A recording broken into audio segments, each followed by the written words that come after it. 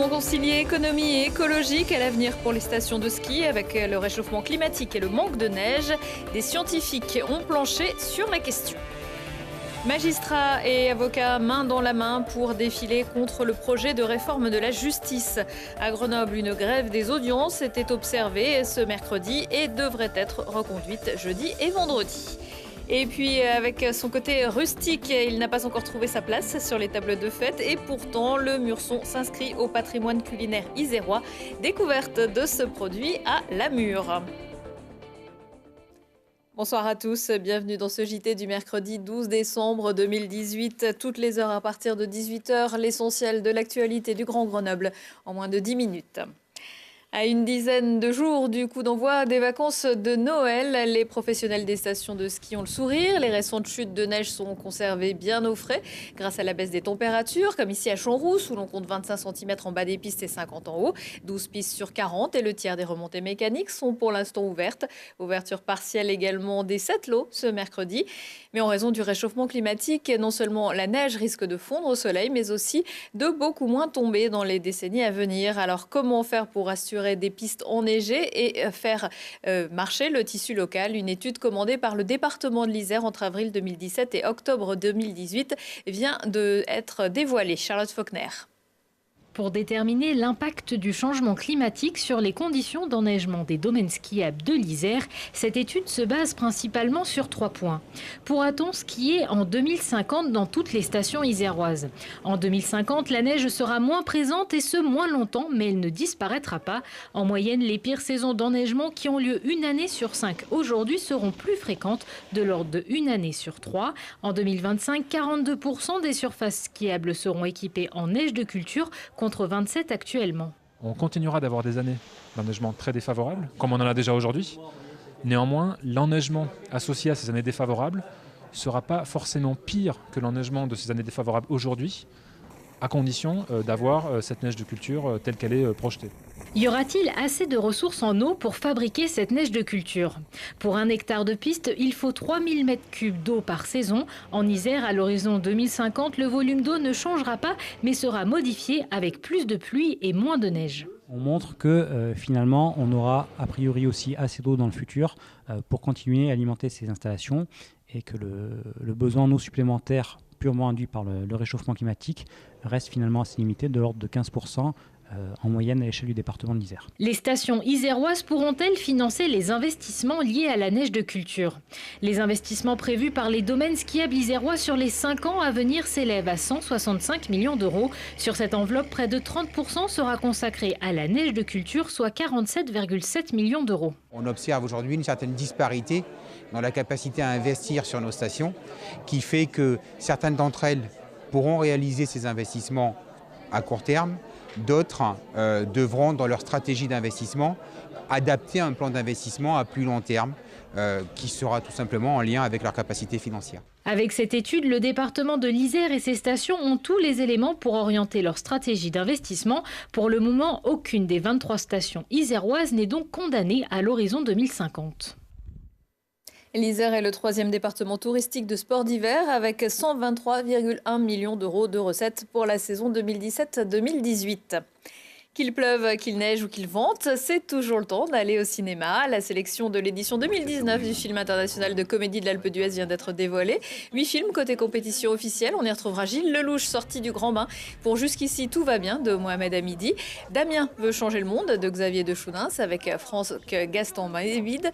Mon bébé de Lisa Azuelos avec Sandrine Kiberlin ou encore Rebelle d'Alan Medu et avec une certaine Audrey Lamy. Il risque d'y avoir un petit conflit d'intérêts et hors compétition. Nicky Larson chamboule tout avec la présidente Alexandra Lamy et Ralph 2.0 pour les enfants. Le 22e festival de l'Alpe d'Huez se déroulera du 15 au 20 janvier. Pour rejoindre l'Alpe d'Huez, les équipes des films sélectionnés passeront peut-être sans le savoir à côté du plus important chantier hydroélectrique de France. Débuté en 2010, les travaux de la centrale EDF Romanche-Gavet doivent s'achever en 2020. Le premier des 2 transformateurs est arrivé sur place il y a quelques jours. 63 000 volts au compteur et 63 tonnes à la pesée. Il permettra d'élever la tension produite dans la centrale et de l'injecter sur le réseau électrique via les lignes à haute tension jusqu'au consommateur. À terme, la centrale qui remplacera abrittera 5 barrages et 6 centrales construites au 19e et 20e siècle, produira en énergie propre la consommation électrique de 230 000 habitants. Les avocats broient du noir. Suivant un mouvement d'ordre national, les professionnels du barreau de Grenoble avaient décidé de n'assurer aucune audience ni conseil ce jeudi.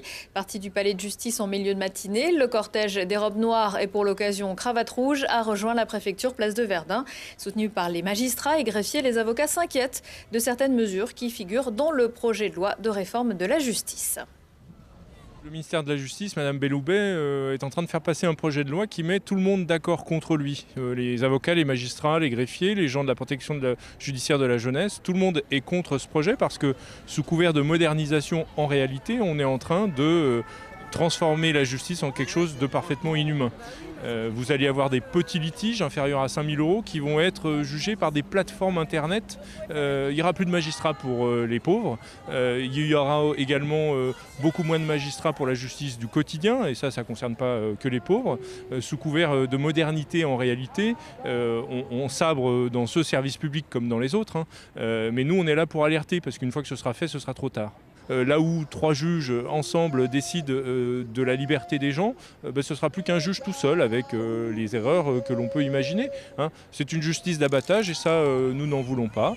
Nous voulons une justice de qualité pour que les justiciables puissent être satisfaits de ce service public-là qui est extrêmement important. La réforme pourrait passer comme une lettre à la poste sans que les gens ne comprennent réellement ce qui est en train de se jouer.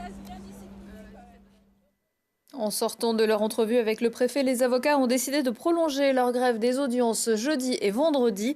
Le projet de loi a lui été voté mardi soir en première lecture à l'Assemblée nationale.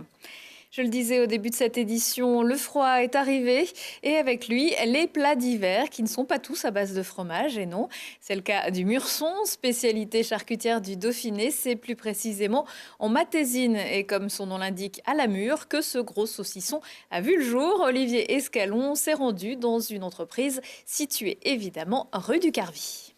C'est l'un des produits phares du plateau matésin. Un saucisson à cuire au goût inimitable, né à l'époque où l'on tuait encore le cochon au début de l'hiver pour passer la saison maigre. Le murson, c'est son nom, se distingue par un goût légèrement anisé qui donne toute sa fraîcheur à la viande. Son origine daterait de l'époque où l'on venait de loin pour travailler à la mine. Ah, les origines, il y a un long débat, un très très long débat. On ne sait pas si ça vient d'Italie ou de Pologne. En tout cas, c'est un produit d'émigration. C'est-à-dire que les gens, quand ils sont venus travailler sur la Matésine, ils ont apporté leurs recettes, ils ont apporté leurs touches. Et puis ça s'est marié avec ce qu'il y avait déjà sur le plateau. Et donc on a trouvé les plantes du coin et le saucisson. Donc ça a permis de créer un tout nouveau produit qui à l'époque permettait de nourrir les gens. La société Mode Viande à la Mûre est spécialisée dans l'élaboration et la distribution des produits du terroir matésin et en premier lieu dans celle du murson. Celui-ci se fabrique avec de la viande de porc exclusivement. L'épaule apporte la structure du saucisson, la poitrine son côté moelleux. On trie la viande puis on la hache sur une coupe au couteau mécanique pour lui garder une consistance plus épaisse et rustique avant d'y ajouter les ingrédients qui le différencieront d'un saucisson à cuire ordinaire. Ici, on a les ingrédients qu'on va incorporer dans le murson. La betterave qui va permettre de garder sa couleur rose à la viande. Le sel, le poivre et les épices qui vont permettre de conserver le produit et de lui donner du goût. Et évidemment, l'ingrédient secret, celui dont tout le monde rêve, le carvi. Donc le carvi qui est la plante locale qui va agrémenter le murson et donc en faire un produit extraordinaire. Le carvi ou cumin des prés produit de petites graines au goût anisé qui donnent toute sa saveur au murson.